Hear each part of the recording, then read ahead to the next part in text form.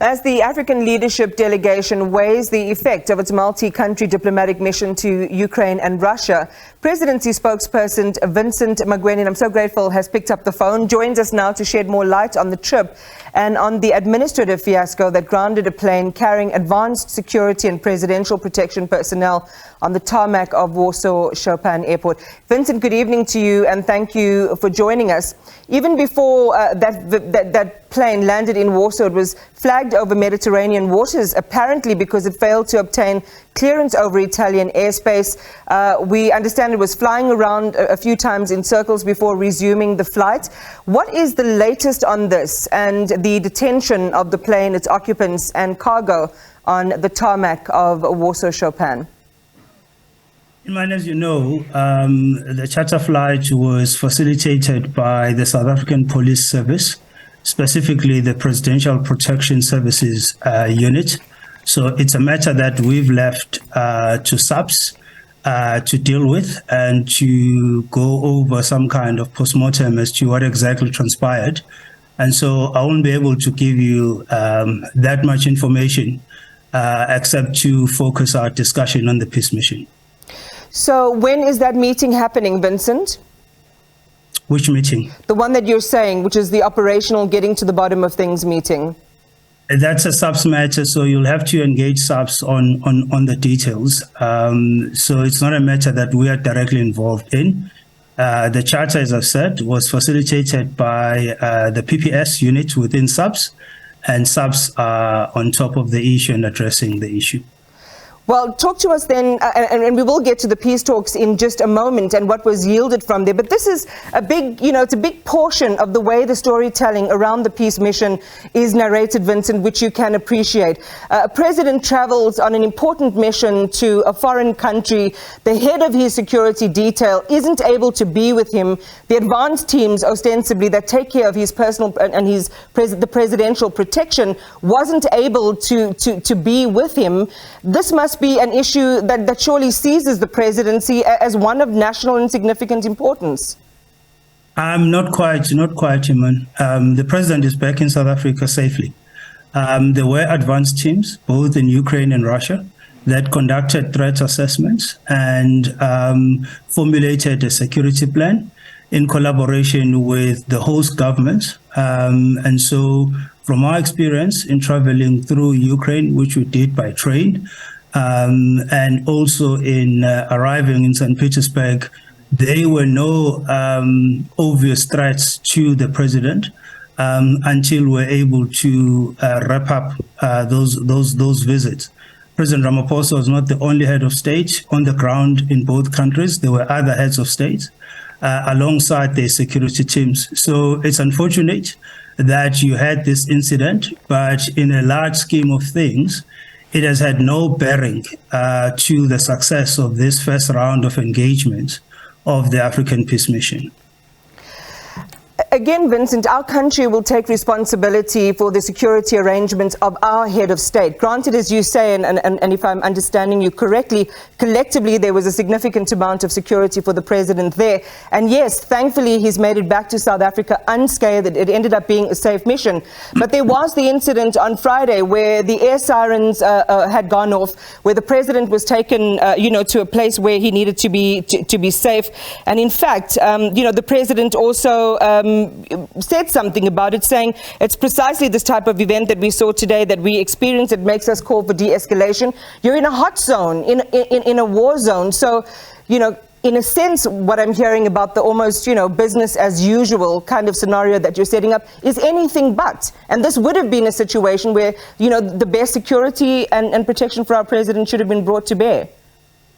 Iman, I was on the ground with the president, and I repeat, and I'll repeat it over and over again, and you can ask me in different ways. At no point in time was the president's life under threat, or that of his delegation. At no point in time were the lives of other heads of states, as well as their delegations, were under any security threat. That is a fact. From my own experience and that of the president on the ground. I appreciate concerns that people may have had about the safety of the president. The bottom line is we had teams on the ground The PPS unit may have wanted to augment the presence of those teams based on their own planning and their own assessment. But from our perspective, there was no threat whatsoever that faced the president's life. The action to take the president and the minister to a bomb shelter was an extra precautionary measure that was taken by the security authorities in Ukraine. But that does not say there was a significant threat to the life of the president and that of his delegation, because there was not. Right. So we didn't need the 100 or so PPS personnel. We didn't need the high caliber weapons. We didn't need the charter. We've wasted money then. No, Iman, that's not for me to say. I've said at the start of this interview that is a matter that belongs to SABC. That's not for me to say whether we needed that or not. All I'm telling you as an assurance is that at no point did we experience any significant threat to the life of the president. Now, security managers may have, for their own reasons best known to them from a security point of view, sought to augment their deployments on the ground. That's for them to respond to, not for me. I'm relating to you that the president at all times was safe, and at all times, there was no threat to his life or that of his delegation. Equally, that applies to other heads of states that were there.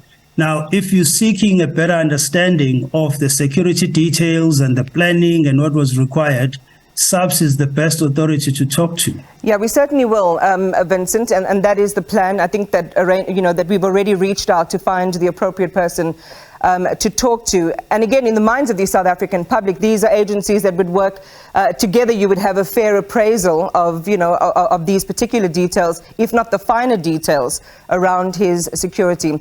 Let's talk about the chain of events then quickly, if we can, Vincent, regarding that unfortunate tweet relating to an air raid, again, because it talks and goes directly to our perception of whether the president was safe. Tell us your account of Friday and the air raid sirens. We heard the Kyiv Mayor Vitaly Klitschko talking about it that night. The Ukrainian Air Force said it recorded 6 cruise missiles, 6 ballistic missiles, 2 drones which carried out airstrikes.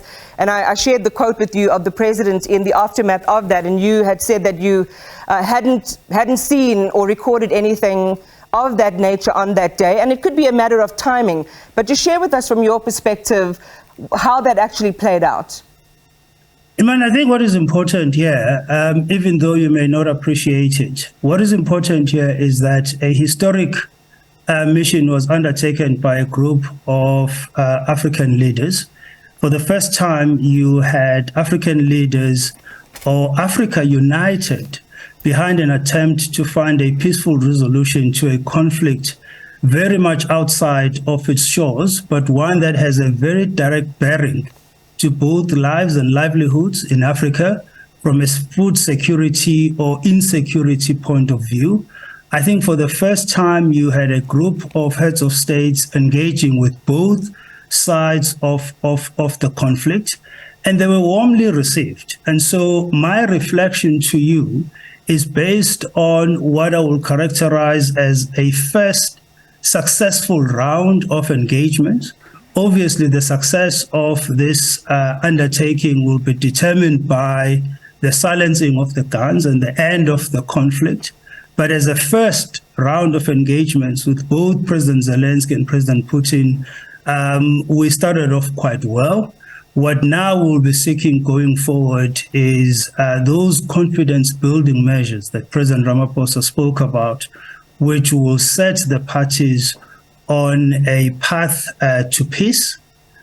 Even some of the conditions that were presented to the leaders as preconditions to any talks, according to President Ramaphosa, have to be discussed through negotiations.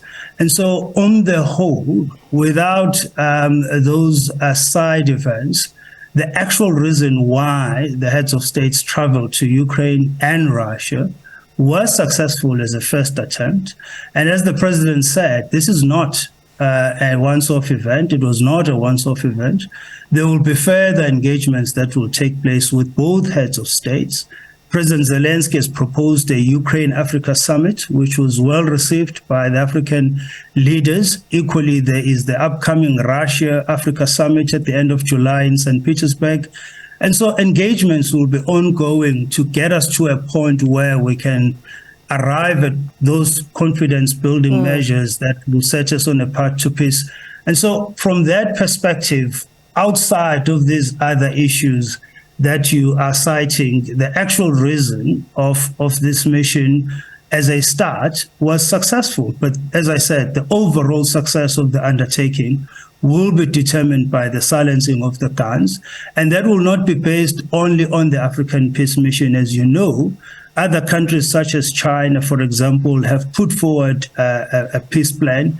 And so it will be a culmination of all these efforts that we hope will bring about a peaceful resolution to this conflict. And we've had a fair deal of discussion on the actual mission itself and on some of those arrangements. Just before I let you go, clearly, from your perspective, I'm not going to get any more on the air raid or on the sequence of events, and that's fine. We have made arrangements, are making arrangements to talk to officials, who dealt with the security detail. But just maybe one sentence more on the Ukraine-African summit. Is there any other detail beyond the fact that there could be an appetite for this as to timeframes when it might happen? Obviously, as you know, Ukraine is a country in conflict or in war. The country is a war zone, essentially. And so the hosting of this summit will require some detailed and informed consideration. But in essence, the principle of building stronger ties between Ukraine and Africa was the one that was widely accepted, and we hope to use that opportunity to push through a lot of the elements that we believe will set the warring parties on a path to peace. Well, thank you for your time tonight. We appreciate your being available to us, Presidency Spokesperson Vincent Magwenya, on the conclusion of the African peace mission to Ukraine and Russia, led by President Cyril Ramaphosa.